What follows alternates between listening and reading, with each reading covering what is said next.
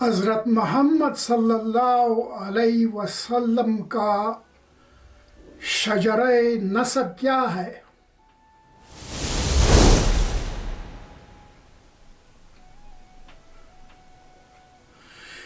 یہ قریش خاندان کب سے اور کہاں سے شروع ہوا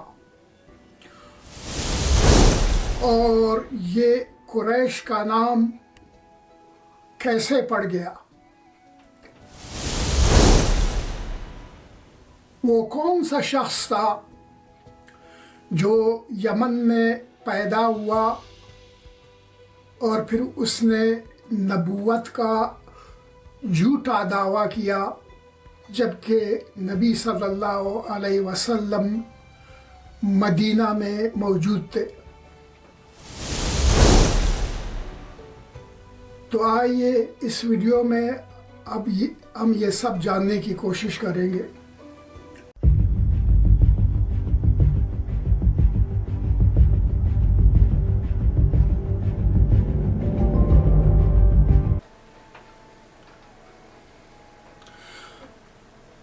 بازان کے مرنے کے بعد پھر اس کا بیٹا یمن کا نیا حکمران بن گیا۔ اس کے بیٹے کا نام تھا شہر یمن کا نیا حکمران بازان کے مرنے کے بعد بن گیا۔ پھر نبی کریم صلی اللہ علیہ وسلم نے شہر کو بھی اپنے عہدے پہ قائم ہی رکھا۔ پھر بعد میں یمن میں ایک اور آدمی پیدا ہوا جس کا نام الاسود بن انسی تھا، اور اس شخص نے جھوٹی نبوت کا دعویٰ کیا۔ پھر اس کے بعد اس شخص نے شہر کو، جو یمن کا حکمران تھا، قتل کر دیا اور خود ہی یمن کا حکمران بن گیا۔ یہ واقعہ نبی اکرم صلی اللہ علیہ وسلم کے آخری ایام میں پیش آیا، یعنی آپ کے وصال سے کچھ دن، کچھ ہفتے یا کچھ مہینے، اس طرح سے کچھ عرصہ پہلے یہ واقعہ پیش آیا۔ الغرض اب یہاں اس کہانی میں ایک موڑ پڑتا ہے، ایک ٹوسٹ آتا ہے۔ وہ یہ کہ میں آپ کو واپس پیچھے، بہت پیچھے تاریخ میں لے جانا چاہتا ہوں۔ محمد صلی اللہ علیہ وسلم کی پیدائش سے بہت پہلے،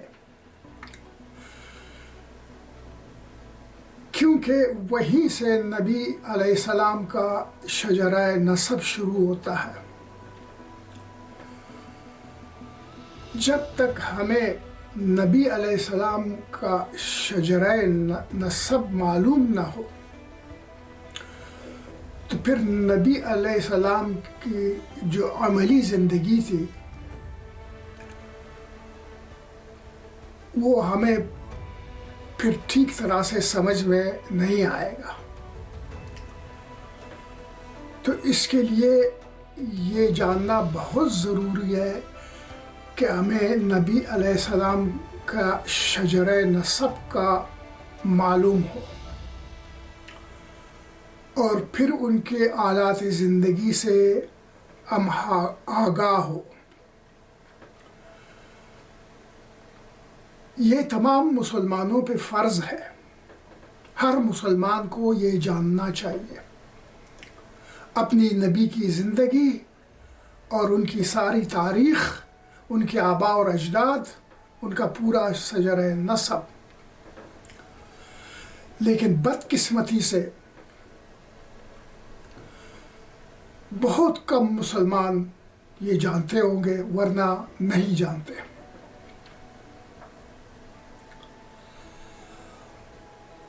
اور ہمارے علماء بھی یہ ایسے مفید اور قیمتی معلومات اپنے بیانوں میں فراہم نہیں کرتے ہیں،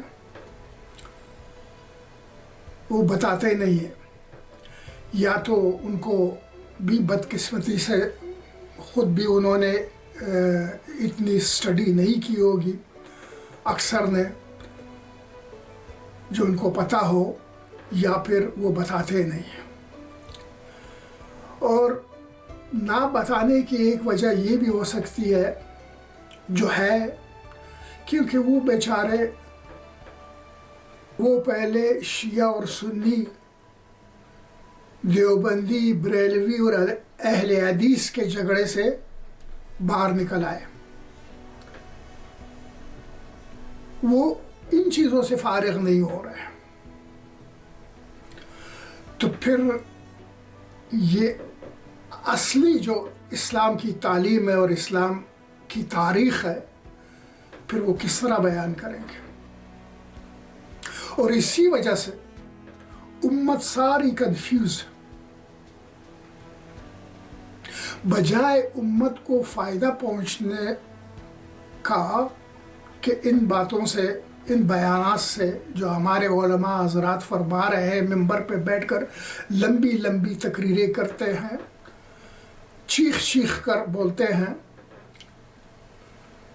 تو بجائے امت کو فائدہ ہونے سے، فائدہ ملنے سے،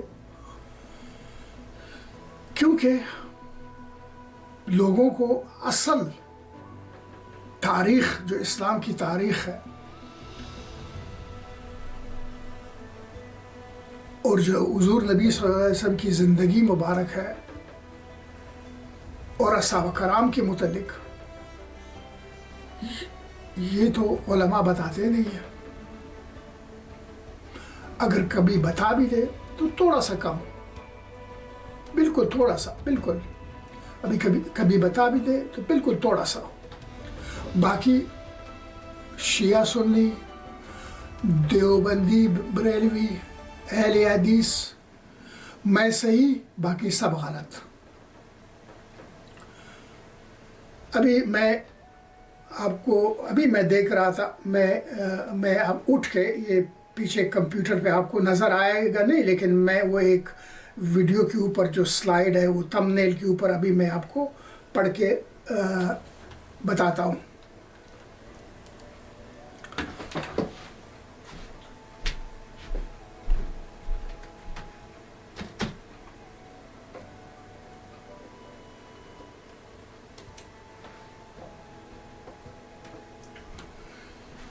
یہ دیکھیں، یہ یوٹیوب پر ہے، آپ کو نظر نہیں آ رہا ہوگا کیونکہ مانیٹر بہت دور ہے، اور آگے یہ میری کرسی بھی پڑی ہوئی ہے۔ اب یہ لکھا ہوا ہے قرآن ترجمہ سے پڑھنا گمراہی ہے،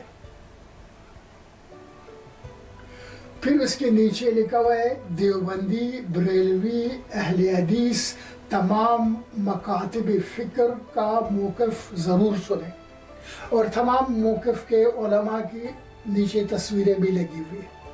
یہ یوٹیوب تھمبنیل ہے۔ یہ ایسے آپ کو سینکڑوں ملیں گے، ہزاروں ملیں گے، ہر وقت یہی ملتا رہتا ہے، آپ دیکھتے رہتے ہیں۔ اب یہ کہتے ہیں قرآن ترجمے سے پڑھنا گمراہی ہے۔ اب میں آپ کو بتاؤں، میں یہ سارے واقعات کیسے جانتا ہوں۔ یہ قرآن ہے، یہ میں نے رکھا ہوا ہے، یہ ترجمے والا قرآن ہے، میں یہی پڑھتا ہوں۔ تو اگر میں نہیں پڑھوں، تاریخ کا مطالعہ نہیں کروں اور کتابیں نہ پڑھوں تو مجھے یہ کیسا معلوم ہوگا؟ تو میں کیسے پھر آ کر یوٹیوب پہ ایسے ویڈیوز بناؤں؟ تو یہی وجہ ہے کہ ہمارے علماء تو بیچارے انہی چکروں میں بزی ہے، ان کی مصروفیت کافی زیادہ ہے، اور پوری امت کو کنفیوز کر دیا ہے، تو پھر مجھ جیسے لوگ آ کر یہ اسلام کی تاریخ اور نبی علیہ السلام کی زندگی اور ان کے شجرہ پر بات کرے گا، بتائے گا، کیونکہ ان کے پاس ان باتوں کے لیے وقت نہیں ہے۔ الغرض ابھی آتے ہیں اپنی قصے پر واپس۔ تو میں کہہ رہا تھا کہ میں آپ کو بہت پیچھے لے جاؤں گا، نبی علیہ السلام کی پیدائش سے بھی بہت پہلے۔ تو شروع کرتے ہیں قصی بن کلاب سے۔ قصی بن کلاب کون تھے؟ قصی بن کلاب نبی صلی اللہ علیہ وسلم کے چوتھے دادا تھے، یعنی پردادا کے والد تھے۔ وہ نبی صلی اللہ علیہ وسلم کے پردادا کے والد تھے، یعنی ان کے جد امجد تھے۔ کون؟ قصی بن کلاب۔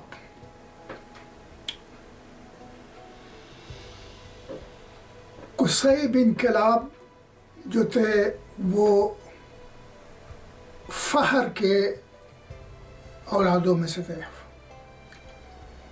ایک شخص جن کا نام فہر تھا، ان کے اولادوں میں سے۔ اور فہر جو ہے حضرت اسماعیل علیہ السلام کے اولاد میں سے ہے۔ یہ قریش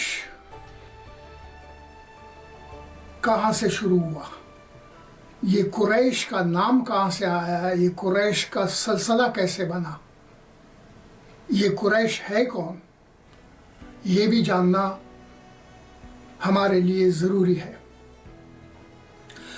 جو فہر میں نے بتایا، جو کہ قصی بن کلاب کے جد امجد تھے، ان کا لقب تھا قریش۔ تو اسی زمانے سے یہ قریش شروع ہو گئے۔ تو فہر کے جتنے جو اولادہ ہے، اس کے بعد نبی علیہ السلام تک ان کو قریش کہا جاتا ہے، کیونکہ قریش فہر کا لقب تھا۔ تو قصی بن کلاب نبی علیہ السلام کے جد امجد، قبیلہ قریش کے سردار تھے اور بہت ہی مالدار آدمی بھی تھے۔ تو انہوں نے خلیل کی بیٹی کے ساتھ شادی کی تھی۔ خلیل اس وقت مکے کا حکمران ہوا کرتا تھا۔ تو انہوں نے مکے کے حکمران کی بیٹی سے شادی کی تھی۔ اس وجہ سے ان کی عزت اور بھی بڑھ گئی تھی۔ جب خلیل مکہ کا حکمران قصی کا سسر کا انتقال ہو گیا، تو قصی بن کلاب نے اعلان کیا کہ وہ مکے کا حکمران بننے والے ہیں اور یا بننا چاہتے ہیں۔ لیکن اس کے لیے وہ یہ اکیلے نہیں کر سکتے تھے، اس کے لیے ان کو اپنے قوم کے لوگوں کی ضرورت تھی اور اپنے رشتہ داروں کی ضرورت تھی کہ وہ ان کی مدد کرے، کیونکہ حضرت اسماعیل علیہ السلام کے پوتے پڑ پوتے تو اس وقت بھی مکہ میں رہ رہے تھے، لیکن ان کے پاس اتنی طاقت نہیں تھی کہ وہ مکہ کے حکمرانی کے بات کرے جو दरअसल उन्हीं की मिल्कियत थी। तो कुसै बिन किलाब ये ऐसे आदमी थे, इन्होंने ये ऐलान कर दिया। तो बाकी उनके कौम वालों ने जब देखा, बाकी कुरैश ने और उनके जितने चाचाजाद भाई थे मक्का में जो उस वक्त रह रहे थे, उन सब ने इनका साथ दिया। अब खुलैल कौन था? खुलैल जो जिसका इंतकाल हो गया, वो कबीला खुज़ाआ से था। कबीला खुज़ाआ वो था जो पिछले 500 साल से मक्का पे हुक्मरानी कर रहा था।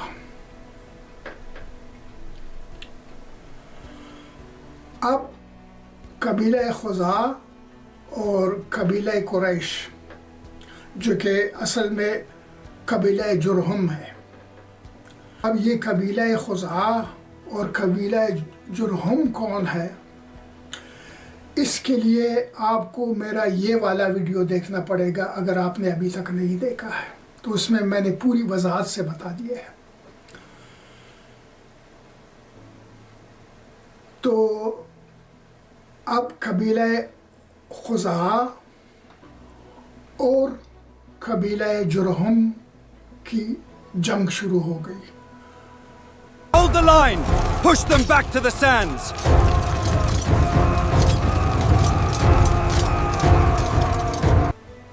मक्का की हाकिमियत के ऊपर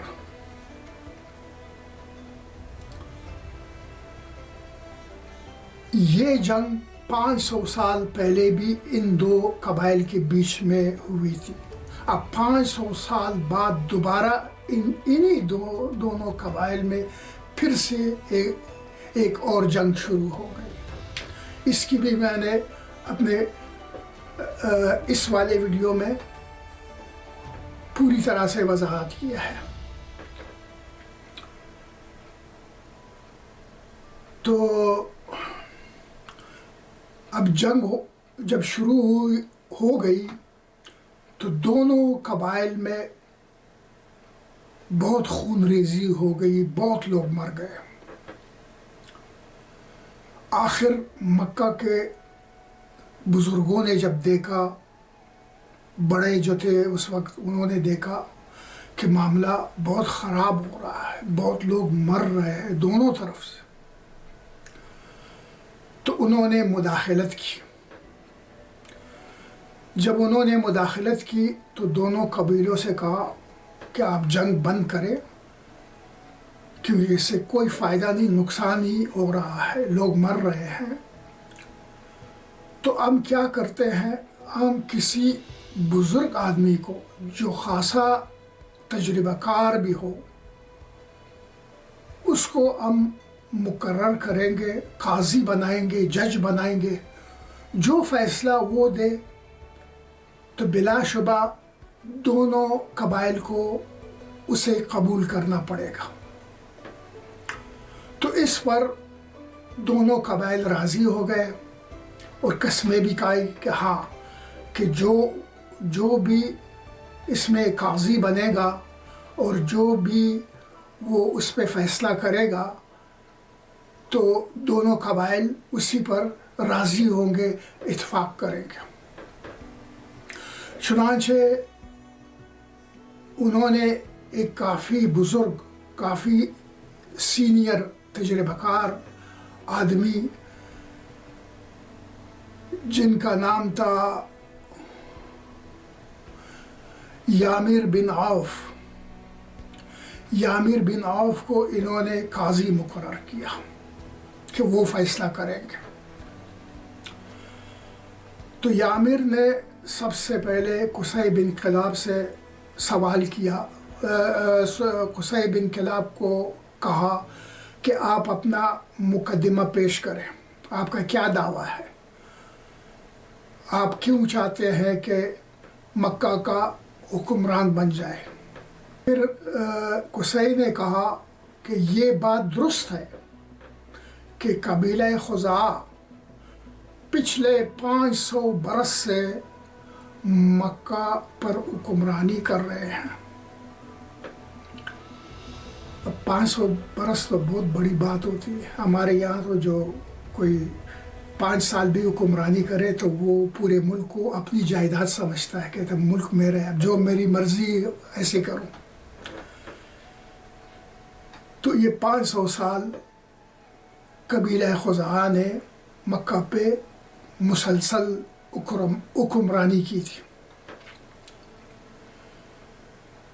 تو قصی بن کلاب نے کہا کہ یہ بات بالکل درست ہے کہ قبیلہ خزاعہ نے پچھلے 500 سال سے مکہ پر حکمرانی کی ہے, لیکن اصل میں مکہ ہمارا ہے, کیونکہ میرے دادا حضرت اسماعیل علیہ السلام یہاں رہے تھے, اسی مکہ میں یہاں جوان ہو گئے تھے, یہاں انہوں نے شادی کی تھی, ساری زندگی وہ اس مکہ میں رہے, اور کعبۃ اللہ کو بھی انہوں نے تعمیر کیا تھا, اور زمزم کے پانی کو بھی اللہ تعالیٰ نے انہی کے لیے پیدا کیا تھا.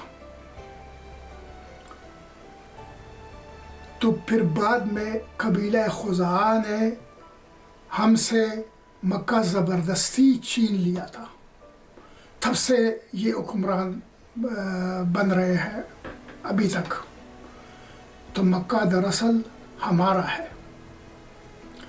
تو پھر یامر بن عوف نے خزاعہ کے قبیلے کی طرف دیکھا کہ آپ وضاحت کریں, آپ کیا کہنا چاہتے ہیں, ان کی باتوں کی کوئی تردید اگر آپ کے پاس ہے تو آپ پیش کریں. چنانچہ وہ لا جواب ہو گئے, ان کے پاس کوئی جواب نہیں تھا اس کا, کیونکہ یہی بات تو حقیقت تھی, تاریخ میں یہ سب لکھا تھا, اسی لیے تاریخ کا معلوم ہونا ضروری ہے.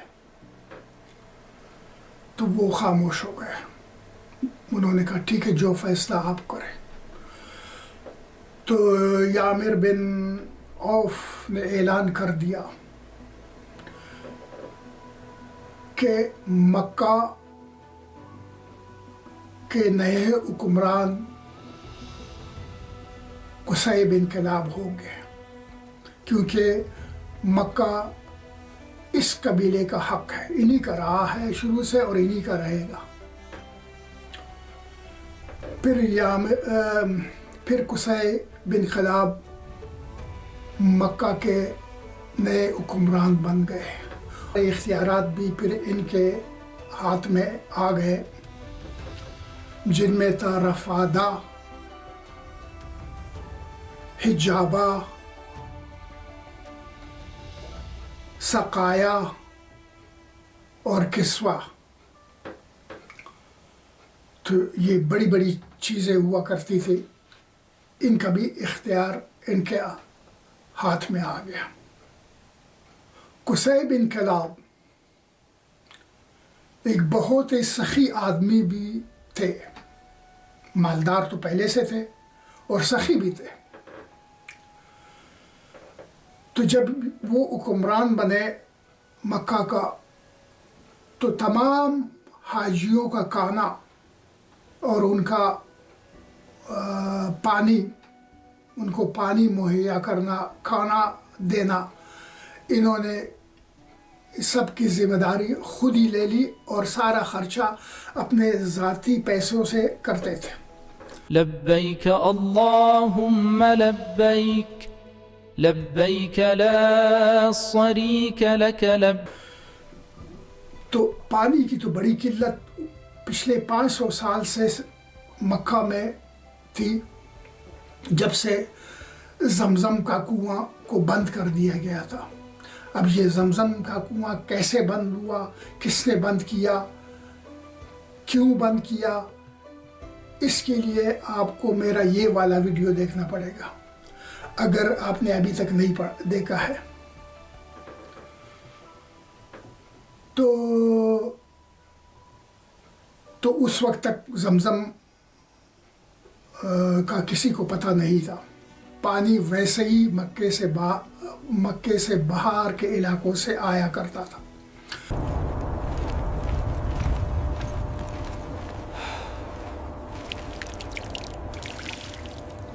तो ये सारा खर्चा कुसै बिन किलाब अपने पैसों से करता था। तो इस वजह से लोग उससे बहुत मोहब्बत भी करते थे, उसका बहुत एहतराम भी करते थे।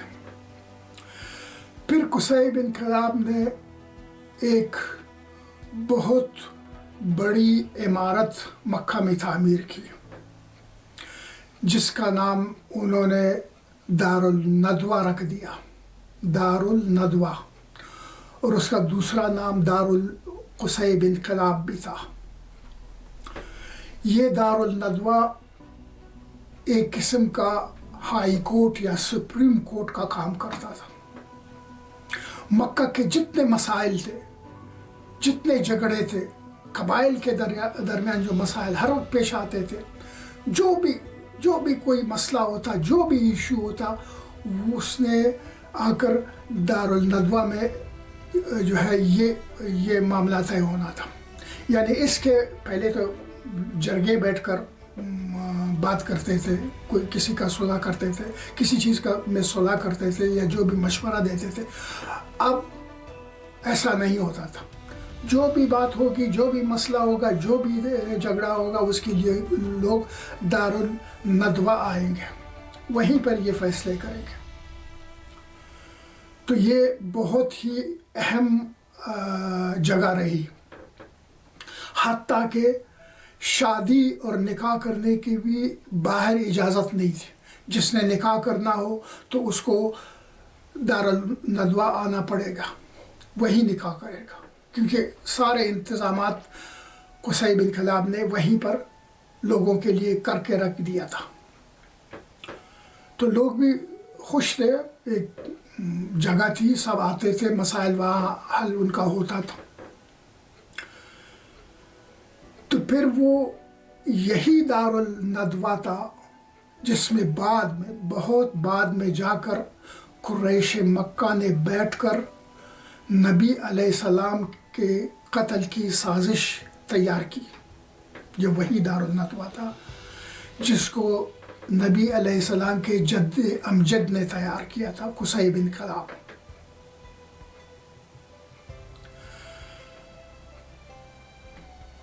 तो बिलाखिर जब कुसै बिन किलाब बूढ़े हो गए, फिर उन्होंने वसीयत की कि उनके मरने के बाद उनका बेटा, जिसका नाम था अब्दीदार,